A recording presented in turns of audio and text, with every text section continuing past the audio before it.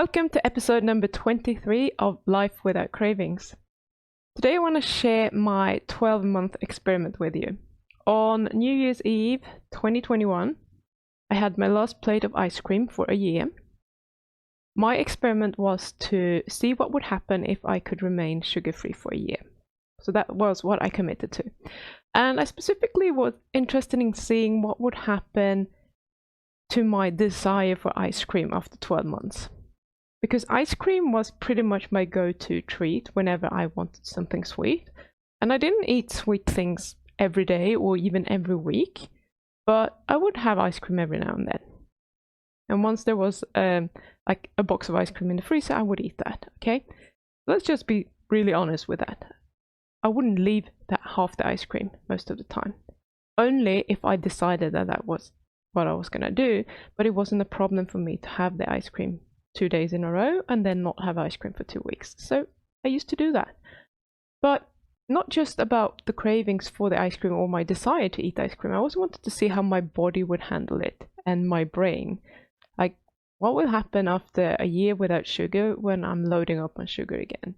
Will my body say something? Will it tell me that this is not good? Will my brain just shut down? Or what will actually happen? And I wanted to see, am I going to get the sugar hangover? Because I used to get a lot of them, but I used to eat quite a lot of sugar to get them.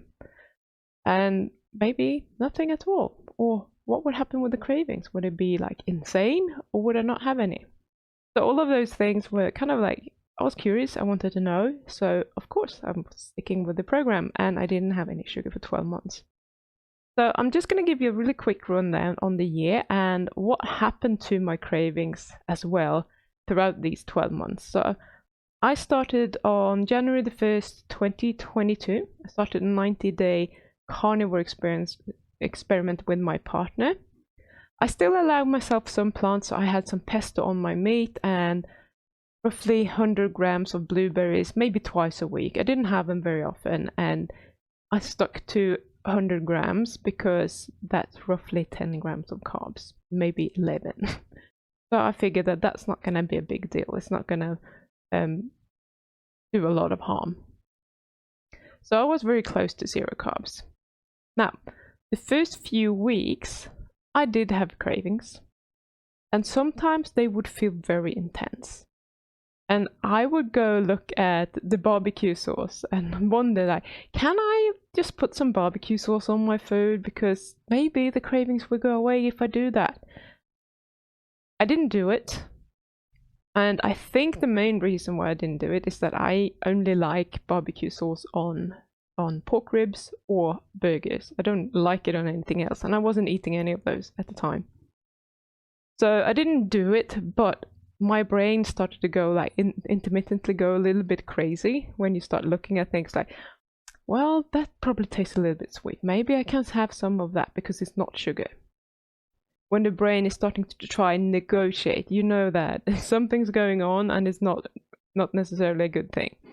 And this sort of crazy brain behavior did slowly go away with time. And to be completely honest, it wasn't too difficult to handle the cravings most of the time, and mostly because I have already had a lot of practice doing this. I just didn't expect the cravings to be that strong, because I was already on a low carb diet, so it wasn't like I was coming off a standard American diet with a lot of carbs or anything. I didn't eat a lot of carbs in general. So I came from a low carb diet to a zero carb diet, and I was surprised. I was taken by surprise with how strong the cravings were going between those two diets. And another interesting thing that happened was that I started doubting myself. And I started doing this because I hadn't had many strong cravings like this for quite some time. And I think that just a shift from not having any to going to having, from going and having some carbs to having no carbs, it's just something clicks in the brain and it's like, hey, where are our carbs? Now we can't even have like an occasional sweet potato or some fried rice or whatever it might be. all of a sudden all of it was gone, and I think my primitive part of the brain just panicked and thought that, hey, we need to do something about this. This is not good. This is dangerous. So I actually started doubting my capabilities of being able to do this. And I started feeling like a fraud because I was teaching other people how to overcome their cravings, and thought at the same time that I am going to fail soon. I was literally waiting for the other shoe to drop, for something to happen that would make me lose control. Just because it seemed like that was what was going to happen. It was inevitable. At some point, that is going to happen. And for whatever reason, I didn't think that I would be capable of dealing with it.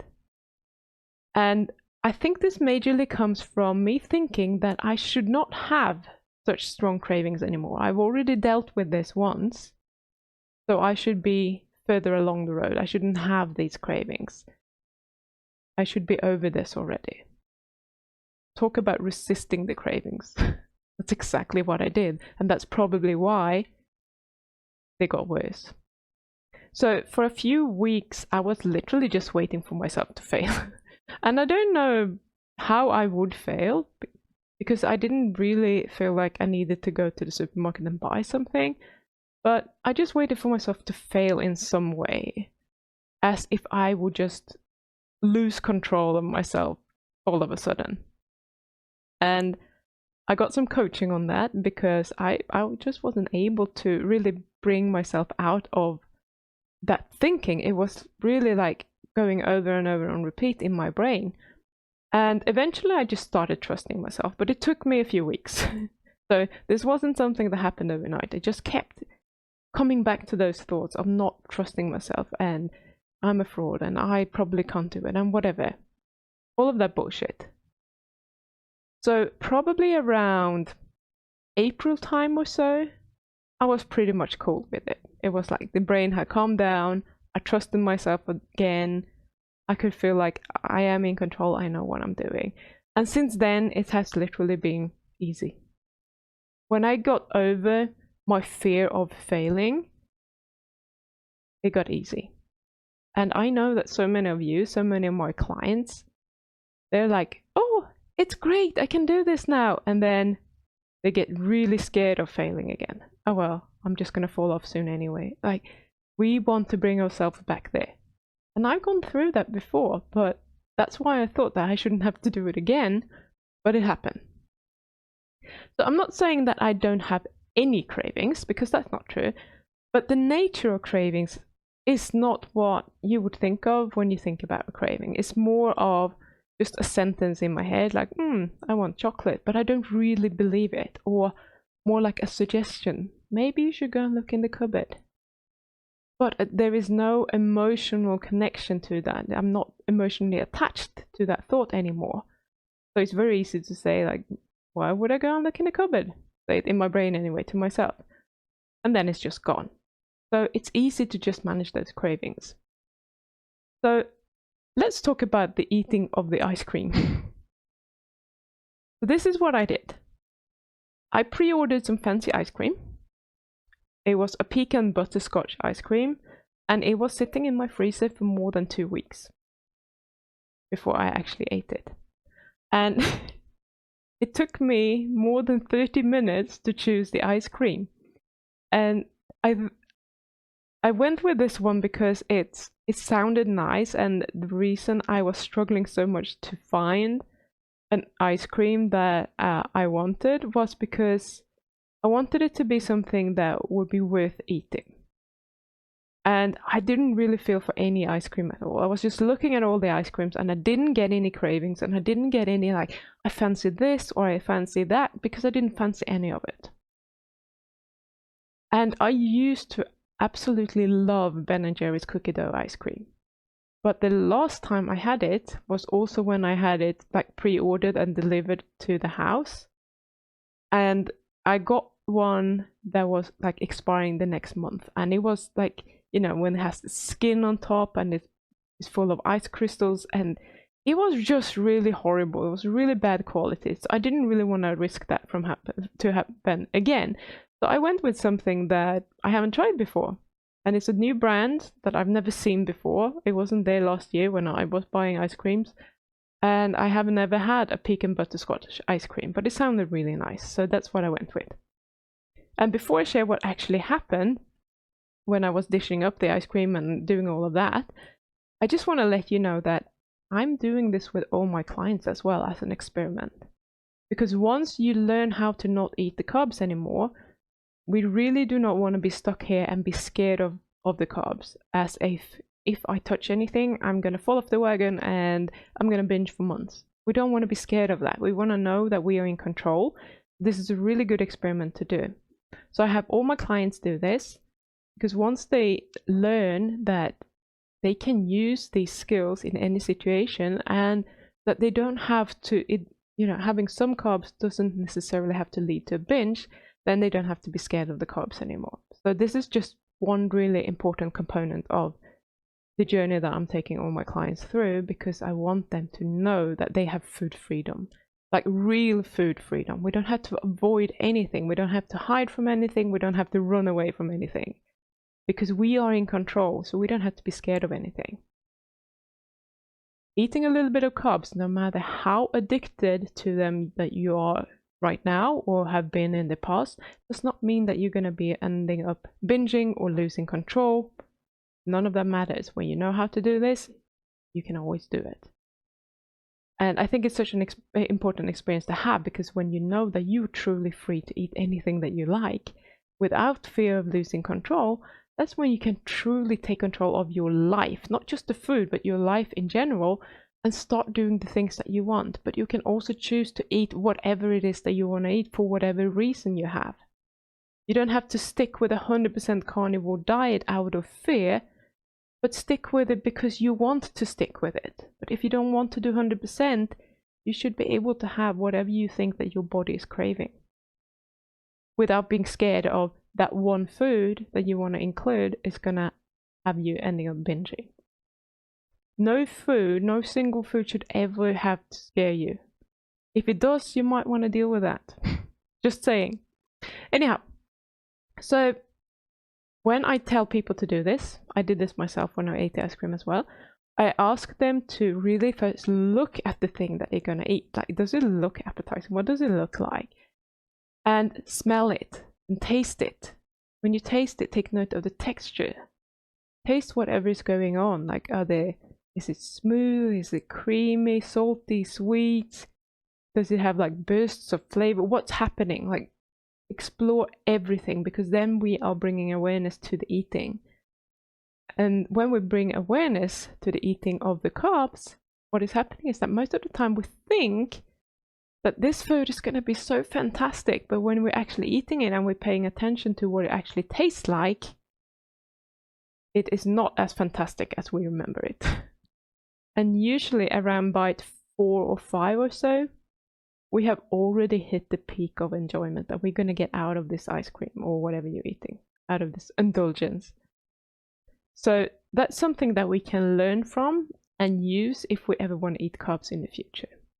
If I know that I'm going to have my peak experience up to bite 4 or 5, then it's just not going to cut it anymore. I may as well stop at bite 4 and 5.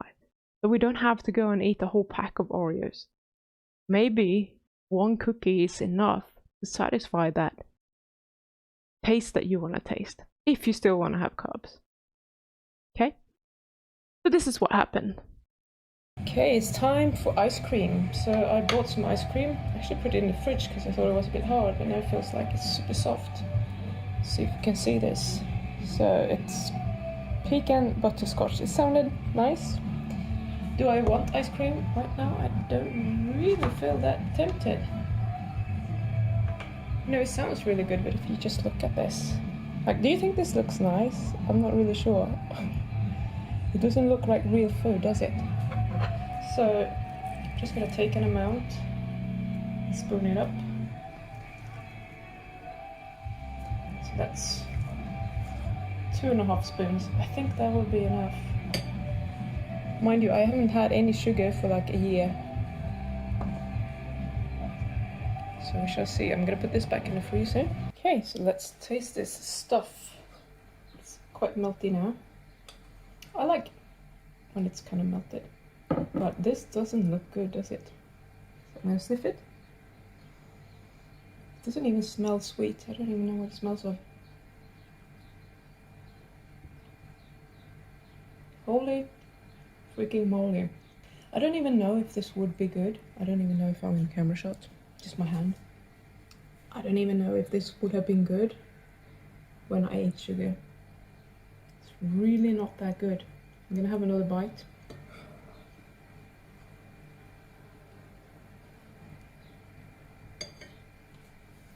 It's super, super sweet and nutty. And that's it. I'm not sure butterscotch is supposed to taste like this, but wow. I'm gonna have a few more bites and I'm gonna sit down and do it off camera. So bear with me.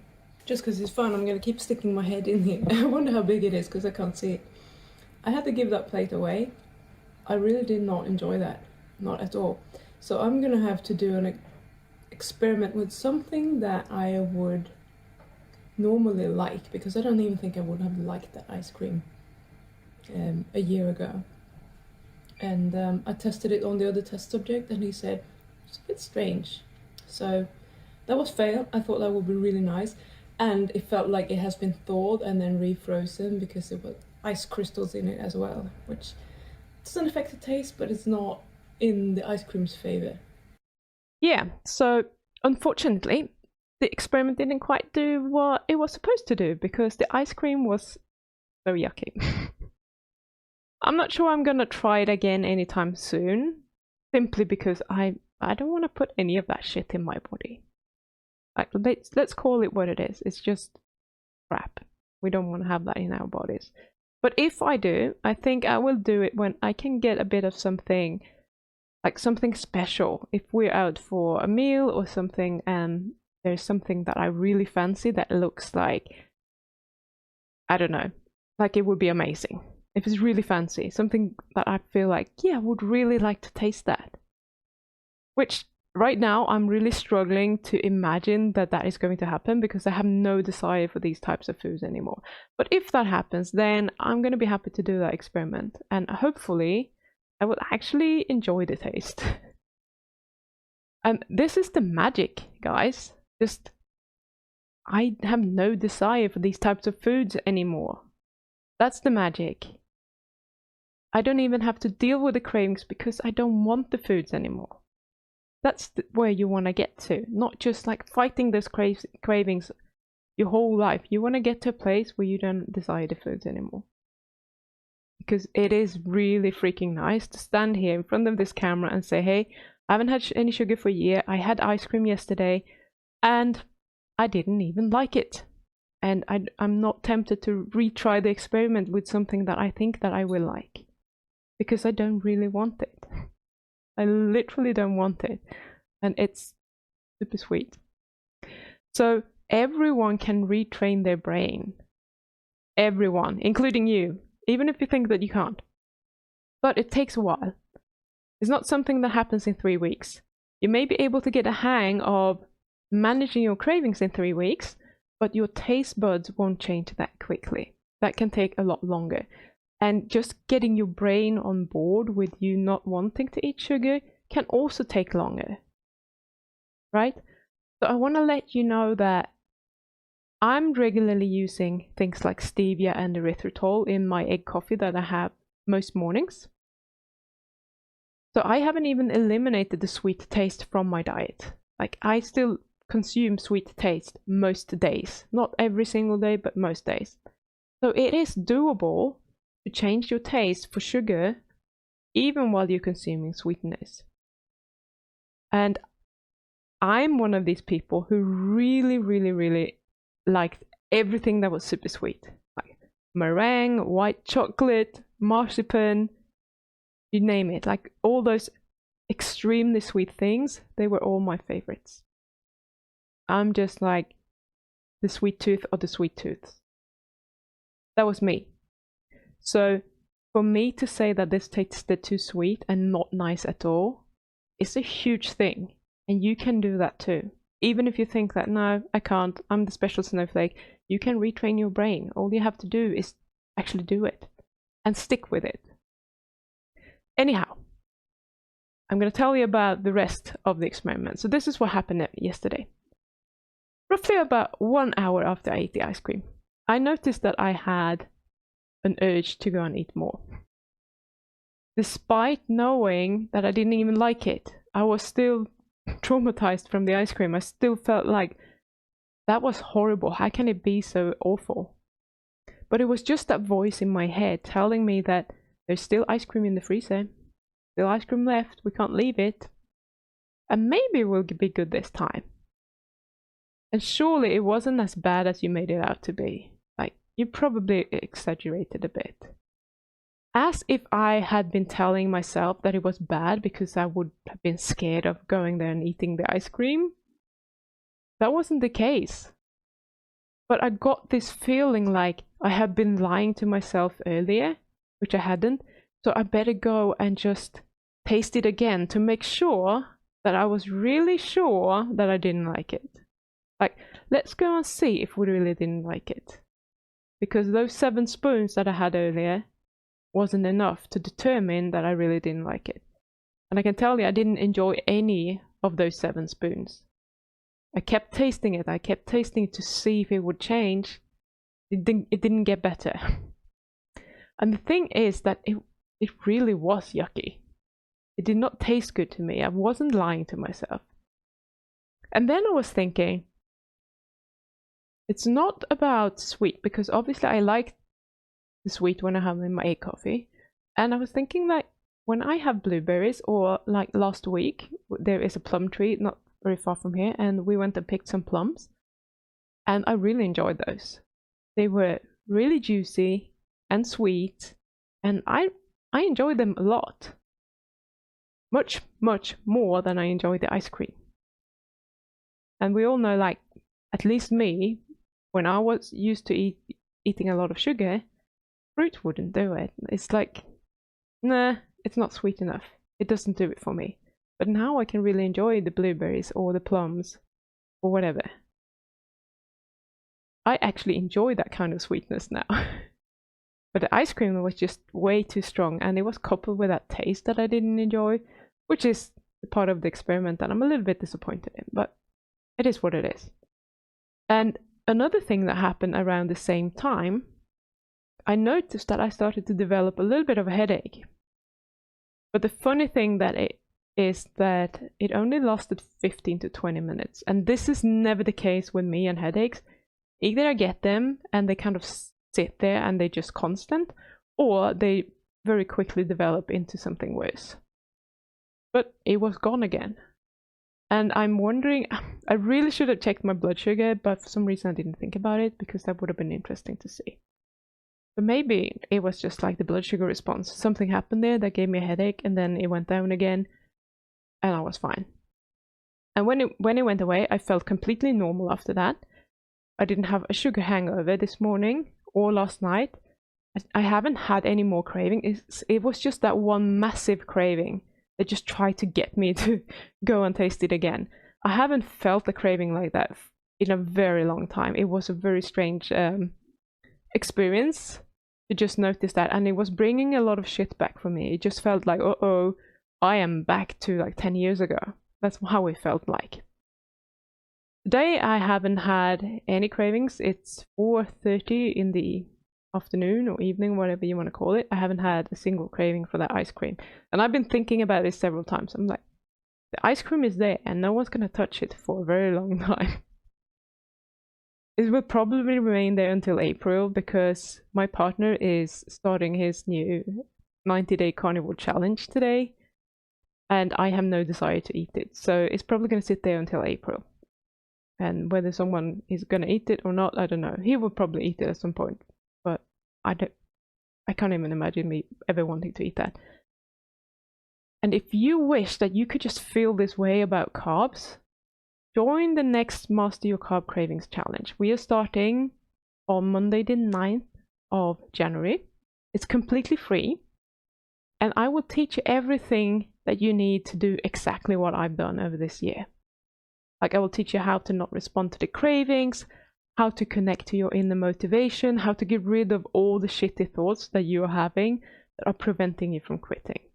We will do all of this in 7 days, and this time around, I'm super excited about this.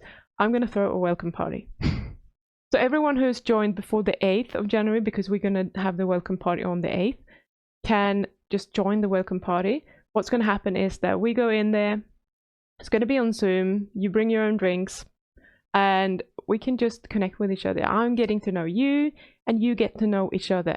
Because if there's one thing that is missing from the equation, is the community and the sense of belonging. I, as one person, cannot bring that, but you getting to know other people in the challenge will bring that to you. So I want you guys to really do this together as a group and just support each other and get to know each other and be each other's cheerleaders and help each other out if you're feeling stuck. I'm going to be there and help you for the whole week. Don't worry about that. But it's so much more fun when everyone is on the same page and everyone is doing the same thing, and when we're also connected to each other. So I'm super excited about this new format that I have decided to try for the challenge. I've changed a few other things around as well, and the support that I'm going to be able to give you this time is hopefully even better than it has been in the past. So if you want to do that with me and all the other people, some people have already signed up because I started talking about it 2 days ago and they were like, sign me up. So I had to put it out. Go to pimjansson.com/challenge and sign up there. You'll also find the link in the show notes, so you can just go and click on that. And that was all that I had for you today. So don't be afraid of the carbs. Be confident that you are in charge. I will see you next week.